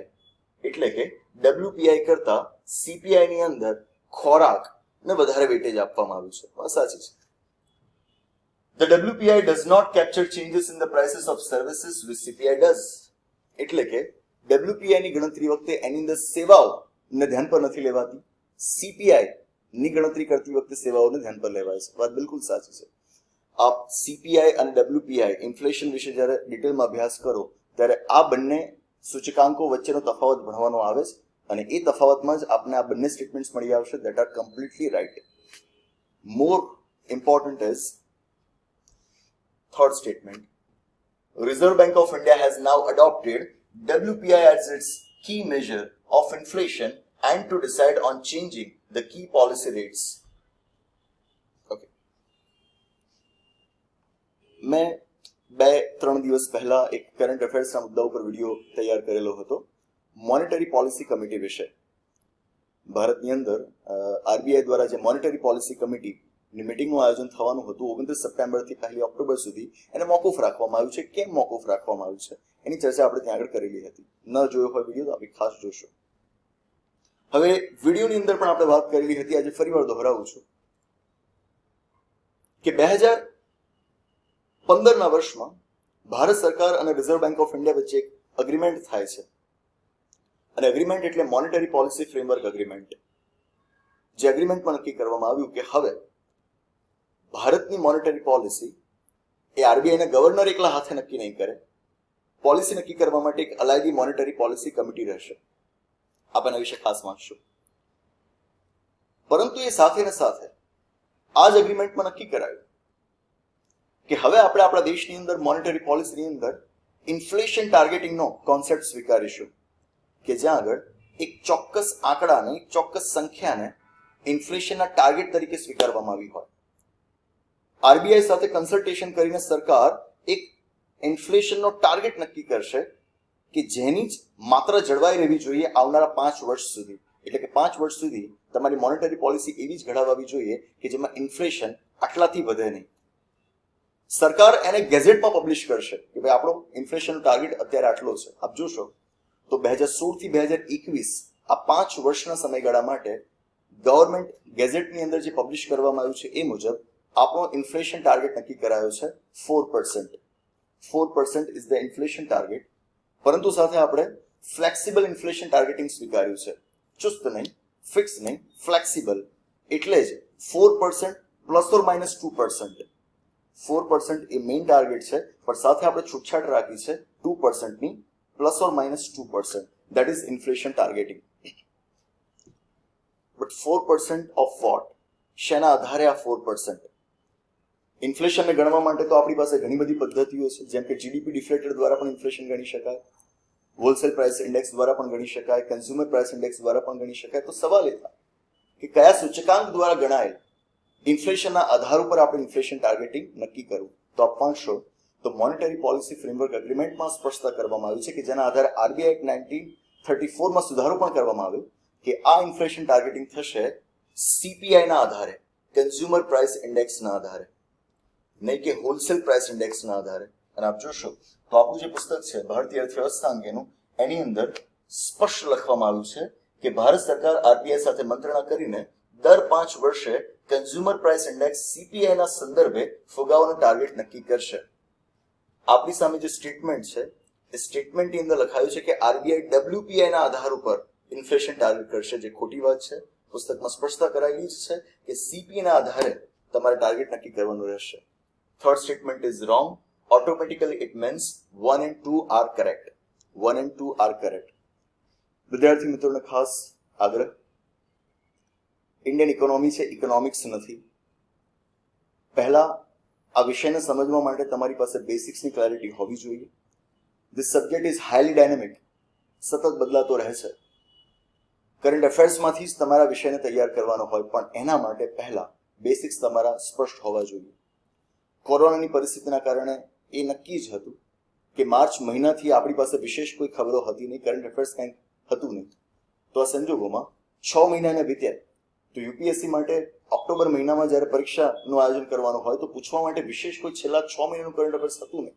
પૂછ્યું એટલા જ માટે ઓછું પૂછ્યું. બેસિક્સના ક્વેશ્ચન્સ આપણી સામે એટલા જ માટે વધારે આવ્યા. અને અહીંયા આગળ આપ જોઈ શકો કે ઇન્ડિયન ઇકોનોમીના બેસિક્સ તમે કોઈ પુસ્તક દ્વારા ઢંગથી તૈયાર કર્યા હોય તો પહેલા તો જો સીધા આવા સવાલ પૂછાય તો એને હલ કરી શકો અને આના જ આધાર ઉપર તમે કરંટ અફેર્સને પણ વધુ સારું સમજી શકો. આગ્રહ રાખીશ ગુજરાતી ભાષાની અંદર આ પ્રકારનું સાહિત્ય જ્યાં ઉપલબ્ધ હોય પહેલા એને પ્રેફરન્સ આપવો, આ પ્રકારના કઠિન ખ્યાલોને સમજવા બાદ ત્યારબાદ ધીરે ધીરે ઇંગ્લિશ, હિન્દી પુસ્તકોનો આપ ઉપયોગ કરી શકો અને પછી ઇન્ડિયન એક્સપ્રેસ જેવા ન્યૂઝપેપરમાંથી ઇન્ડિયન ઇકોનોમીની ખબરોને વધુ સારી આપ સમજી શકશો. આગળ ઇન્ડિયન ઇકોનોમીનો આવો જ વધુ એક સવાલ આપણી સામે આવ્યો. If the RBI decides to adopt an expansionist monetary policy, which of the following would it not do? એટલે કે આરબીઆઈએ જો એક્સપાન્શનિસ્ટ મોનેટરી પોલિસી બનાવવી હોય તો એણે નીચેનામાંથી શું ન કરવું જોઈએ? મોનેટરી પોલિસીના બે પ્રકાર પડે, એક એક્સપાન્શનિસ્ટ અને બીજું કોન્ટ્રાક્શનિસ્ટ અથવા તો કોન્ટ્રાક્શનરી. એક્સપાન્શનિસ્ટ એટલે કે જ્યાં આગળ આરબીઆઈ મોનેટરી પોલિસી કંઈક એ રીતે ઘડી હોય, એમાં રેટ્સ કંઈક એ રીતે સેટ કર્યા હોય કે જેથી બજારમાં લિક્વિડિટી વધે, તરલતા વધે, નાણાંનો જથ્થો વધે, તો એને કહેવાશે એક્સપાન્શનિસ્ટ પોલિસી. સામેના છે આરબીઆઈએ મોનેટરી પોલિસીમાં રેટ્સ કંઈક એ રીતે ડિઝાઇન કર્યા છે કે જેથી માર્કેટની અંદર લિક્વિડિટી ઓછી થાય, તરલતા ઘટે, નાણાંનો જથ્થો ઓછો થાય, તો એને કહેવાશે કોન્ટ્રાક્શનરી મોનેટરી પોલિસી. સવાલ આપણને પૂછવામાં આવ્યો છે કે અહીં આગળ જો આરબીઆઈએ એક્સપાન્શનિસ્ટ મોનેટરી પોલિસી ઘડવી હોય તો નીચેનામાંથી એને શું ન કરવું જોઈએ? શું કરવું જોઈએ? નહીં, શું ન કરવું જોઈએ? વિચારો. પહેલો મુદ્દો છે cut and optimise the statutory liquidity ratio, SLR. એને આરબીઆઈએ ઘટાડવો જોઈએ. દરેક ખ્યાલના તો અત્યારે ઊંડાણમાં હું ન જઈ શકું, ઇકોનોમીને ભણતી વખતે આ ખ્યાલો તમે મજબૂત કરેલા હોવા જોઈએ. સ્ટેટ્યુટરી લિક્વિડિટી રેશિયો એટલે કે દરેક બેંકની NDTL નો એ ભાગ કે જે એણે પોતાની પાસે કાં તો કેશ અથવા તો ગોલ્ડ અથવા તો ગવર્મેન્ટ સિક્યોરિટીઝના સ્વરૂપમાં રાખવાનો હોય, એ એવો હિસ્સો છે કે જેને એક ક્રેડિટ તરીકે ના આપી શકે, એનું લેન્ડિંગ ના કરી શકે, એને લોન તરીકે ના આપી શકે.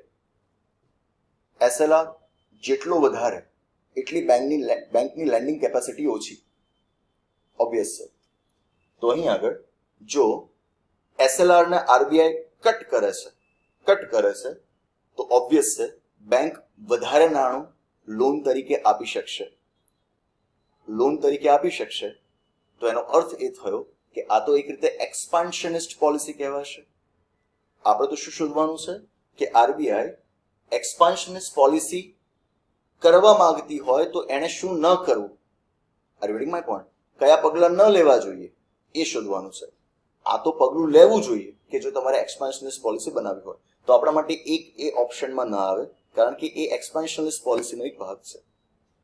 Second, increase the marginal standing facility rate એટલે કે MSF રેટ ને તમારે વધારવો જોઈએ. MSF રેટ એક પ્રકારે પીનલ રેટ છે. રેપો રેટની લિમિટ જ્યારે પૂરી થઈ જાય, રેપોની ફેસિલિટી જ્યારે પૂરી થઈ જાય ત્યારે તમારે માર્જિનલ સ્ટેન્ડિંગ ફેસિલિટીનો ઉપયોગ કરવાનો હોય છે જ્યારે બેંકે આરબીઆઈ પાસેથી લોન લેવાની હોય. રેપો રેટ જે નક્કી કરાયેલો હોય એના કરતાં હંમેશા MSF રેટ વધારે હોય, એક પ્રકારનો દંડાત્મક દર છે. MSF રેટ હાઈ હશે, MSF રેટ હાઈ હશે એટલે આપોઆપ બેંકો આરબીઆઈ પાસેથી લોન ઓછી લેશે, લોન ઓછી લેશે એટલે આપોઆપ થશે શું? માર્કેટમાં લિક્વિડિટી ઓછી થશે. What does it mean? Expansionist policy તમારે લાવવી હોય તો તમારે આ ના કરવું જોઈએ. તમે MSF ઇન્ક્રીઝ કરશો તો એ તો વાસ્તવમાં કોન્ટ્રાક્શનરી પોલિસી કહેવાશે. સો here 2 is good option for us, it's correct for us. Third, cut the bank rate and repo rate. Repo rate is the policy rate, આપ જાણતા જશો. રેપો રેટ એ રેટ છે કે જે રેટ પર બેંક આરબીઆઈ પાસેથી loan લેતી હોય. રેપો રેટમાં ઘટાડો થયો એનો અર્થ બેંક એન્કરેજ થશે આરબીઆઈ પાસેથી લોન લેવા માટે, લોન લેશે, એક્સપાન્શન થશે માર્કેટનું. એટલે કે એક્સપાન્શનિસ્ટ પોલિસી તમારે કરવી હોય ત્યારે તમારે રેપો રેટ કટ કરવાનો હોય. આપણે તો એક્સપાન્શનિસ્ટ પોલિસી માટે શું ન કરવું એ શોધવાનું છે. So the right answer is 2 only and there the answer is B. ચાર ઓપ્શન્સમાંથી આપણા માટે સૌથી બંધબેસતો જવાબ એટલે બી, 2 ઓનલી. મોનેટરી પોલિસી એ બહુ વિશાળ વિષય છે, એને ઊંડાણપૂર્વક આપણે સમજવું જ જોઈએ. નવા સવા કોઈ કોચિંગ ઇન્સ્ટિટ્યૂટમાં જોડાયા હો તો તમે 3-4 કલાકની એની પાછળ ચર્ચાઓ કરો તો જ તમે એ ખ્યાલોને સમજી શકો. રેપો રેટ એટલે બેંકે આરબીઆઈ પાસેથી લોન લીધી હોય ત્યારે લાગતો વ્યાજ દર, એટલું સિમ્પલ એ નથી હોતું. એમાં બીજા ઘણા બધા ખ્યાલો જોડાયેલા છે, જેમ કે overnight repo facility, term repo facility, why we introduce marginal standing facility in 2011. આ બધા ખ્યાલોની સમજ બહુ ઊંડાણપૂર્વકનો અભ્યાસ માંગી લે છે. ટૂંકમાં એને એક એક વાક્યની વ્યાખ્યામાં આપણે ના બતાવી શકીએ. સમય આપો તમારી જાતને. બેસિક્સ તમે જેટલા મજબૂતાઈથી સ્ટડી કરશો એટલા જ આવા જવાબો આપી શકશો, એટલા જ તમે કરંટ અફેર્સને સમજી શકશો. આ બધું એક ઉદાહરણ કે જ્યાં આપણું ભારતીય અર્થવ્યવસ્થા અંગેનું જે પુસ્તક છે એની અંદર મોનેટરી પોલિસી વિશે અંદાજે આપ જોશો તો 3 થી 4 પાનાની અંદર આપણે લખાણ આપેલું છે. એ સમજના આધારે તમે આ પ્રશ્નને બિલકુલ સરળતાથી હલ કરી શકત. આગળ ઇકોનોમીના સંદર્ભમાં વધુ એક સવાલ. Along with the budget, the finance minister also places other documents before the parliament which include the macroeconomic framework statement. The aforesaid document is presented because this is mandated by. Okay. સવાલ છે કે budget જ્યારે સંસદમાં નાણામંત્રી રજૂ કરે ત્યારે એ બજેટના ડોક્યુમેન્ટ્સની અંદર એક ડોક્યુમેન્ટ હોય છે કે જેનું નામ છે the macro economic framework statement. The macro economic framework statement. સવાલ એ છે કે આ ડોક્યુમેન્ટ નાણામંત્રીએ શેની જોગવાઈ હેઠળ સંસદમાં મૂકવાનું રહે છે? ક્યાં એવું લખાયેલું છે કે આ ડોક્યુમેન્ટ તમારે સંસદમાં મૂકવું જ પડશે બજેટની સાથે? કઈ જગ્યાએ? પહેલું, લોંગ સ્ટેન્ડિંગ પાર્લામેન્ટરી કન્વેન્શન્સ, એટલે કે લાંબા સમયથી જે સંસદીય પ્રથાઓ ચાલતી આવે છે એ પ્રથાઓ મુતાબિક તમારે આવું કરવું પડે છે. સેકન્ડ ઓપ્શન, આર્ટિકલ 112 અને article 110 of the constitution of India, એટલે કે ભારતના બંધારણના અનુચ્છેદ 112 અને 110 હેઠળ જે સ્પેસિફિકલી આપ જોશો તો બજેટ અને મની બિલ વિશેના છે. એ જ પ્રમાણે C, article 113 of the constitution, ટૂંકમાં બીએનસી સૂચવે છે કે બંધારણની જોગવાઈઓ હેઠળ તમારા સ્ટેટમેન્ટ મૂકવાનું રહેશે. અને લાસ્ટ ઓપ્શન છે provisions of the fiscal responsibility and budget management act, FRBM act, એટલે કે FRBM એક્ટની જોગવાઈઓ હેઠળ તમારા ડોક્યુમેન્ટ ત્યાં આગળ મૂકવાનો હોય છે. 1990ના દાયકામાં એલપીજી રિફોર્મ્સ બાદ પણ માર્કેટની અંદર જે પ્રકારની એક ઇન્સ્ટેબિલિટી, એક પ્રકારનું ડિસ્ટોર્શન આપણને જોવા મળ્યું, જેથી ગવર્મેન્ટ સ્પેન્ડિંગ વધતું ગયું અને આપણા દેશની અંદર ફિસ્કલ ડેફિસિટ, રેવન્યુ ડેફિસિટના ઇસ્યુઝ સર્જાયા, એની સમસ્યાઓ સર્જાઈ. આ રાજકોષીય ખાધ આ રેવન્યુ ડેફિસિટને કંટ્રોલ કરવા માટે જ 2003ના વર્ષમાં આપણી સંસદે એક કાયદો ઘડ્યો અને જે છે fiscal responsibility and budget management act, FRBM act. આ કાયદામાં આપ જોશો તો એની અંદર ટાર્ગેટ્સ આપવામાં આવ્યા હતા સરકારને કે એણે 2008ના વર્ષ સુધીમાં, 2008 સુધીમાં, કાયદો ઘડાયો 2003માં, લાગુ પડવાની શરૂઆત થઈ 2004માં, ટાર્ગેટ સેટ કરાયા 2004થી. ટાર્ગેટ નક્કી કરાયો કે 2008 સુધીમાં કેન્દ્ર સરકારે પોતાની જે ફિસ્કલ ડેફિસિટ છે, રાજકોષીય ખાધ છે, એને પોતાની જીડીપીના 3% સુધી ઘટાડી દેવાની રહેશે અને જે રેવન્યુ ડેફિસિટ છે એને બિલકુલ શૂન્ય કરી નાખવાની રહેશે. આ ટાર્ગેટ્સ સેટ કરેલા હતા FRBM એક્ટ 2003 ની અંદર. પરંતુ 2008ના વર્ષમાં જે ઇન્ટરનેશનલ લેવલ ઉપર ગ્લોબલ રિસેશનની પરિસ્થિતિ ઊભી થઈ, આ ટાર્ગેટ્સને અચીવ કરવું આપણા માટે મુશ્કેલ હતું. કાયદાને આપણે સસ્પેન્ડ કર્યો, ટાર્ગેટ્સને આપણે પાછા ઠેલાતા ગયા અને ઘણા સમય સુધી કાયદો બિલકુલ સુષુપ્ત અવસ્થામાં પડ્યો રહ્યો. આપનો અભ્યાસ સારો હશે તો આપ જાણતા હશો કે આ જ કાયદાને પુનઃ જીવિત કરવા માટે 2017ના વર્ષમાં ભારત સરકાર દ્વારા, જ્યારે અરુણ જેટલીજી આપણા ફાઇનાન્સ મિનિસ્ટર હતા, લેટ અરુણ જેટલીજી, એક સમિતિનું ગઠન કરવામાં આવ્યું હતું, NK સિંઘ કમિટી. અને NK સિંઘ કમિટીએ FRBM એક્ટને રિવાઇવ કરવો તો કઈ રીતે કરવો, એની અંદર શું શું ફેરફારો કરી શકાય એ માટેની ભલામણો પણ કરેલી હતી. આ જ કાયદાની અંદર જોગવાઈ કરાયેલી છે કે તમે ફિસ્કલ પ્રુડન્સ દર્શાવો છો કે નહીં, રાજકોષીય રીતે યોગ્ય એવી રીતે કામ કરી રહ્યા છો કે નહીં, એ સંસદ સમક્ષ સ્પષ્ટ કરવા માટે સરકારે દરેક બજેટની સાથે 3 ડોક્યુમેન્ટ્સ પ્રેઝન્ટ કરવાના રહેશે. અને ડોક્યુમેન્ટ્સ કયા? માફ કરજો, થોડાક ટેકનિકલ કારણોના લીધે વિડીયો વચ્ચેથી કપાઈ ગયો. તો વાત કરતા હતા આપણે કે આપણને પ્રશ્ન પૂછાયેલો છે કે એક બજેટની સાથે રજૂ થતો ડોક્યુમેન્ટ હોય છે the macro economic framework agreement. આ ડોક્યુમેન્ટ શેની જોગવાઈઓ હેઠળ બજેટ સાથે જોડવો અને સંસદ સામે રજૂ કરવો ફરજિયાત હોય છે? તો આપણે વાત કરી કે fiscal responsibility and budget management act 2003 ઘડવામાં આવ્યો અને આ જ કાયદા હેઠળ ફિસ્કલ એક ડિસિપ્લિન સરકારની અંદર આવે એ માટે જોગવાઈ કરવામાં આવી કે એણે દર વર્ષે બજેટમાં સાથે 3 ડોક્યુમેન્ટ સંસદ સમક્ષ રજૂ કરવાના રહેશે. One is medium term fiscal policy statement, second is fiscal policy strategy statement, micro economic framework statement. આપણા પુસ્તકના 84 અને 85 નંબરના પાના ઉપર તમને માહિતી મળી આવશે. એના જ આધારે હવે કહી શકીએ કે આપણા માટે સાચો જવાબ રહેશે D, provisions of FRBM act. આમ પોલિટીના અંદાજે 15 થી 17 જેટલા સવાલ અને એ જ રીતે ઇન્ડિયન ઇકોનોમીના અંદાજે 3 જેટલા સવાલોની આપણે ચર્ચા કરી. આગ્રહ એટલો જ છે કે ગુજરાત રાજ્યની અંદર હજુ યુપીએસસીની પરીક્ષાઓ માટે જે પ્રકારનો માહોલ તૈયાર થઈ રહ્યો છે એની અંદર હજુ આ પરિપક્વતાનો ક્યાંક ને ક્યાંક અભાવ વર્તાય છે. ઓછી માહિતીના સાથે વિદ્યાર્થીઓ યુપીએસસી, જીપીએસસી, ક્લાસ 1 2 જેવી પરીક્ષાઓની અંદર બેસતા હોય છે. 2011 થી જ્યારથી મેં કોચિંગ આપવાની શરૂઆત કરી ત્યારથી એક પ્રયત્ન હંમેશા કર્યો છે કે જ્યારે પણ ચર્ચાઓ કરીએ આ સ્તરની ચર્ચાઓ હોય અને આપ જોઈ શકો છો કે આ સ્તરની પરીક્ષાઓ હવે આપણી સામે આવી રહી છે. યુપીએસસીનું સ્તર તો આ પહેલેથી હતું જ, જીપીએસસીની અંદર પણ આજે આ સ્તરની પરીક્ષાઓ આપણને જોવા મળી રહી છે.